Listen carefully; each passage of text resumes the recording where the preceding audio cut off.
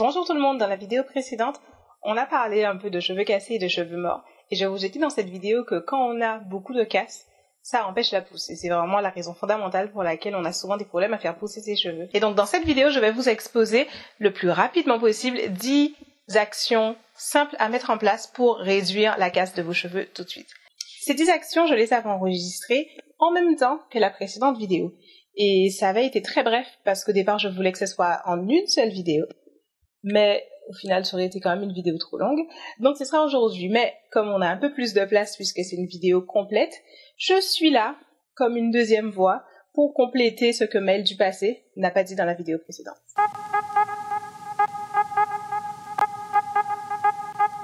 1. Portez moins de pouf ou d'afro. Si vous arrivez à porter vos cheveux en chignon ou relevé, vous aurez automatiquement des cheveux qui vont moins s'assécher et donc vont moins facilement se casser derrière. 2. Ne pas laver vos cheveux en une fois, mais diviser vos cheveux en 4 sections pour faire le shampoing. Ça, automatiquement, ça permet de réduire la casse. Donc ça, c'est quelque chose que j'ai expliqué dans pas mal d'anciennes vidéos et je peux leur expliquer rapidement. Le problème quand on lave ses cheveux en une fois, c'est qu'on a tendance à poser la main comme ça et laver les cheveux comme ça et on les tasse. Et quand les cheveux sont tassés, ils s'en mêlent beaucoup plus et quand on vient pour les démêler, même quand on est très délicat, on peut facilement les casser. Donc, on divise ses cheveux en sections pour pouvoir mieux les gérer, pour pouvoir facilement les manipuler en les sortant du crâne et pas en les tassant sur le crâne.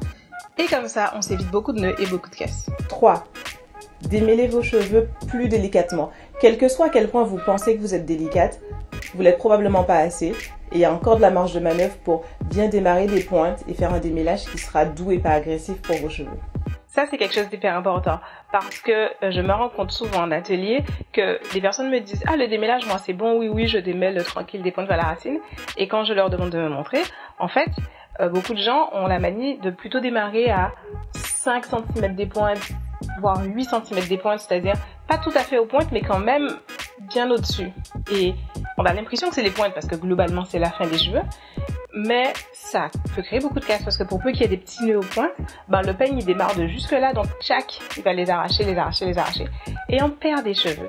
Donc juste en faisant glisser votre main un tout petit peu plus bas sur la mèche que vous démêlez avant de démarrer le démêlage, ça peut faire une énorme différence. 5.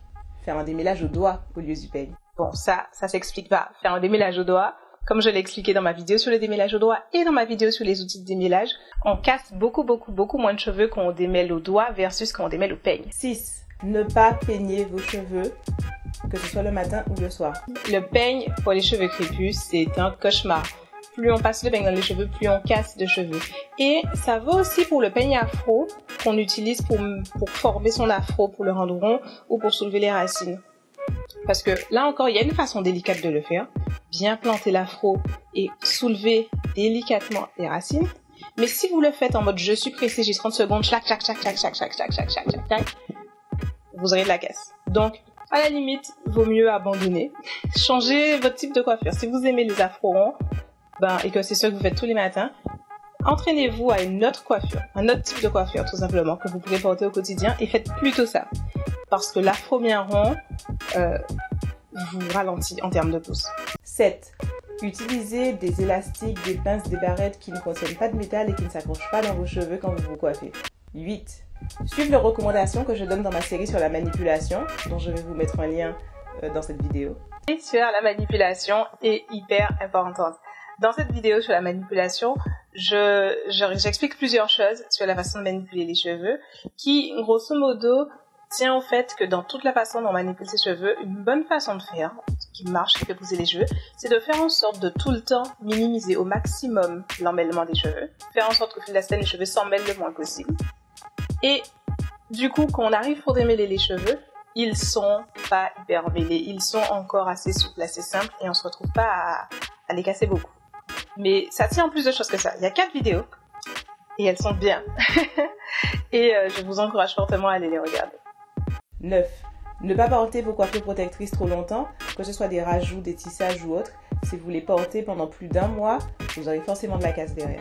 Il y a deux phénomènes simultanés qui se produisent quand on garde une même coiffure longtemps, quand les cheveux sont tressés, nattés ou autres. Le premier, c'est l'emmêlement. Les cheveux commencent à loxer. C'est aussi simple que ça, vous gardez des nattes longtemps, ça loxe. Le concept des locks, de toute façon, c'est de garder les cheveux nattés ou enroulés suffisamment longtemps pour qu'ils atteignent un niveau d'emmêlement où on voit plus la différence entre les brins de cheveux, on va dire. Donc, vous gardez ça plus d'un mois, vos cheveux commencent à carrément loxer, ils commencent à vraiment être très emmêlés. Du coup, quand vous venez pour les démêler, ce sont des cheveux qui sont hyper entremêlés et qui sont en plus secs. Ils sont séchés les uns entre les autres. Donc, imaginez des mauvaises herbes. Pendant ce temps-là, on est début septembre, c'est la canicule, il fait très chaud. Prenez le type d'herbes qui poussent ensemble. Si vous essayez de les démêler, vous allez les casser. Parce qu'ils sont tellement entremêlés et tellement secs qu'ils n'ont pas la souplesse nécessaire pour sortir l'un de l'autre entier. Donc les brins se cassent. Et c'est exactement la même chose qui se passe quand on défait des rajouts qui sont restés trop longtemps. Ils sont secs, ils sont emmêlés, ils se cassent. Et le deuxième phénomène, c'est que vous restez un mois, donc plus d'un mois, puisqu'on parle du problème, c'est quand c'est plus d'un mois, sans faire de soins. Et les cheveux deviennent faibles, complètement affaiblis. Ils n'ont pas assez d'hydratation, ils n'ont pas assez de protéines, ils ont leurs cuticules sont redressées, enfin ils ont tous les maux que des cheveux peuvent avoir. Et donc vous venez ensuite vous leur donner un soin, mais ils sont tellement faibles que la façon dont il suffit de les manipuler un peu mal pour qu'ils se cassent. Au moment du shampoing ils se cassent, quand vous les démêlez ils se cassent. Et au final, votre coiffure que vous avez gardée un mois en vous disant que un mois ou 2 mois, en vous disant que vos cheveux auront poussé après 1 mois et demi, après 2 mois, ben en fait vous allez tout casser. Toute la pousse que vous avez gagnée à la racine, vous allez tout casser au niveau des pointes parce que vos cheveux ne pourront pas supporter ce que vous allez leur faire. 10. Quand vous nattez vos cheveux ou quand vous faites des tresses au fil, n'allez pas jusqu'au bout. À la pointe des cheveux, là où les cheveux se fragilisent, finissez toujours par une vanille ou juste enrouler les cheveux autour des doigts. Parce que la natte ou les tresses au fil, ce sont des choses qui sont très agressives sur les pointes et peuvent beaucoup les casser. Si vous arrêtez juste 3 cm avant la fin, 3 cm avant la fin de la natte ou de la tresse au fil et que vous finissez juste par une vanille, vous allez déjà voir une grande différence dans la casse que vous aurez au niveau des pointes. Une natte, c'est hyper serré et des pointes des cheveux, c'est assez fin. C'est petit, il y a moins de cheveux et ça fait une toute petite natte toute serrée. Et donc, on va avoir du mal à défaire cette natte. Donc, on va l'attaquer avec les ongles ou on va prendre une épingle. Et de manière générale, il faudra quand même bien forcer pour réussir à défaire une natte serrée. Et si vous avez à forcer autant, vous allez probablement créer des fourches. Et vous allez probablement créer des nœuds et vous allez probablement casser vos cheveux. Donc, vaut mieux toujours s'arrêter 3 bons centimètres avant la fin de la natte, avant les pointes, et faire une vanille ou simplement rouler les cheveux pour ne pas avoir ce problème de nœud. Et deuxième point, ça peut poser problème si on veut faire un twist out ou un braid out, parce que si la pointe n'est pas belle, ben, votre twist out est un peu gâché, puisqu'arrivé aux pointes on trouve plus le mouvement.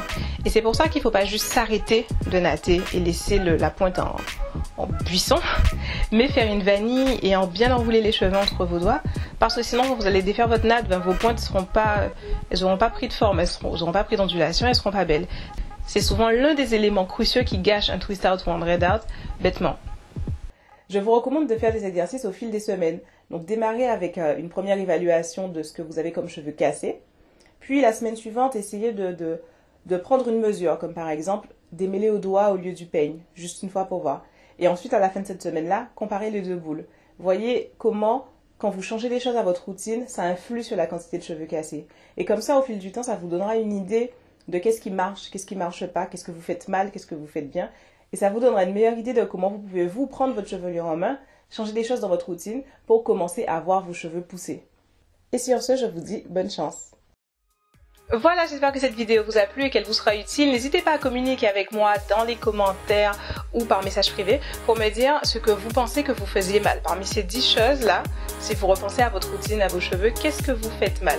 Qu'est-ce que vous faites selon vous qui probablement cause de la casse à vos cheveux et que vous pouvez changer aujourd'hui?